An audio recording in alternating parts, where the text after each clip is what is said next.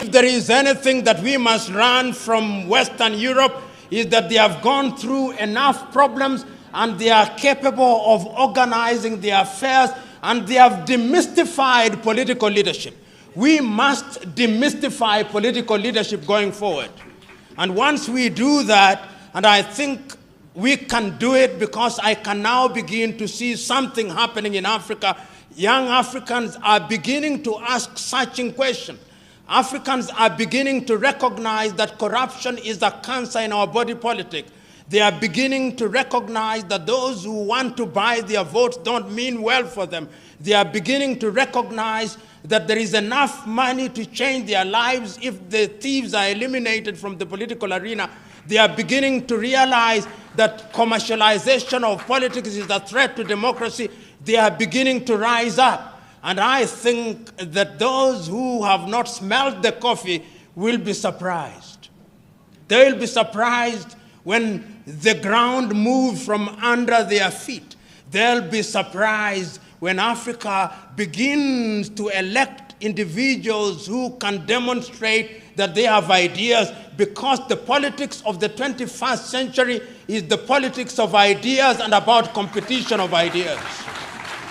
And therefore, when one is appointed into any public office because of the demands of the electorate, and this relationship between the African member of parliament or the African president and the electorate is a symbiotic relationship.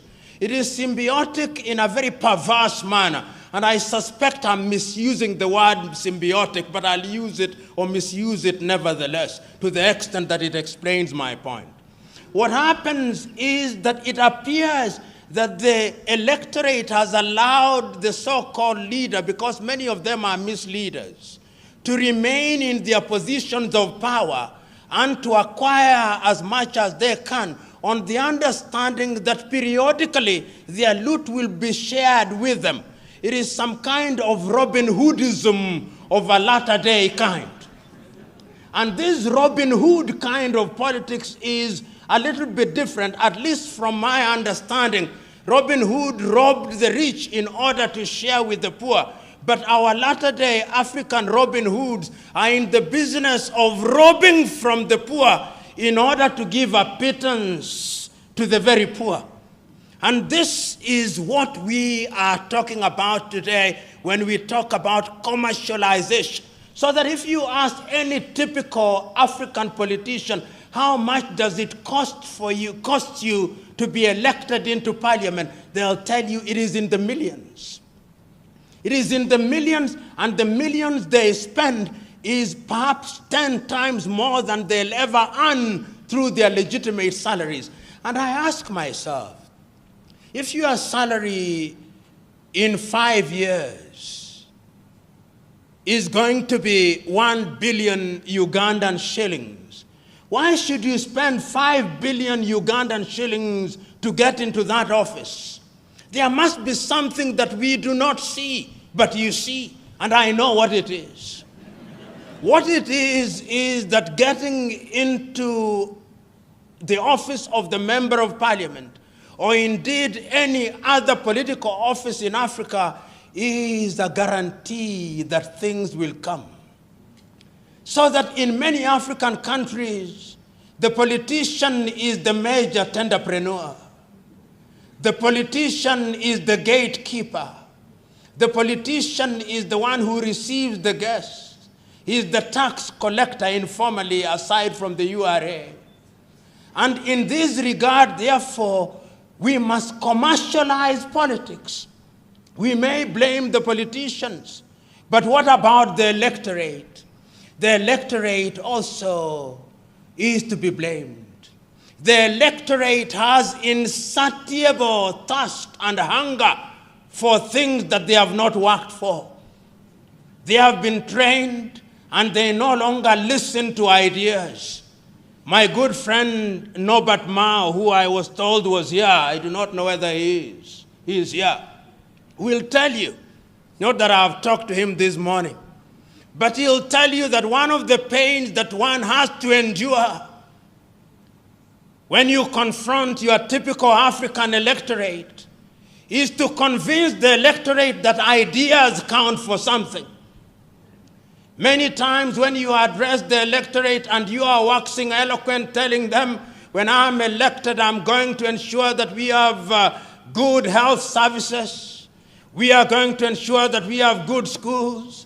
We are going to ensure that we create opportunities for innovation and invention and create opportunities for young men and women. They are waiting for you to finish. They will tell you, we hear you. We know you are going to do all those beautiful things. But in the intervening period, I must eat.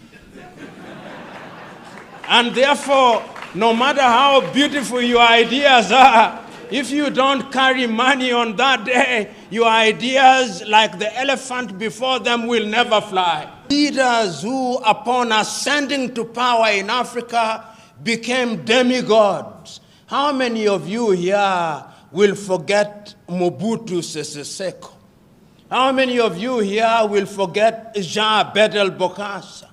How many of you here will forget Samuel Doe?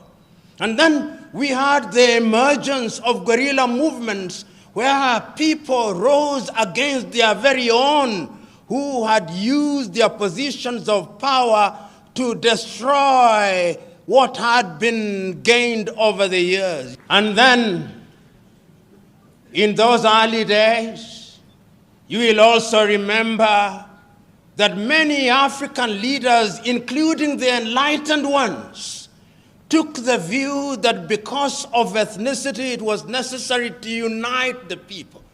And whether you are speaking from Dar es Salaam in Tanzania, or Lusaka in Zambia, or Kinshasa in what was then Zaire, now the Democratic Republic of Congo, or you are speaking from Nairobi in Kenya, and here in Uganda, the clarion call was that we must have one-party states.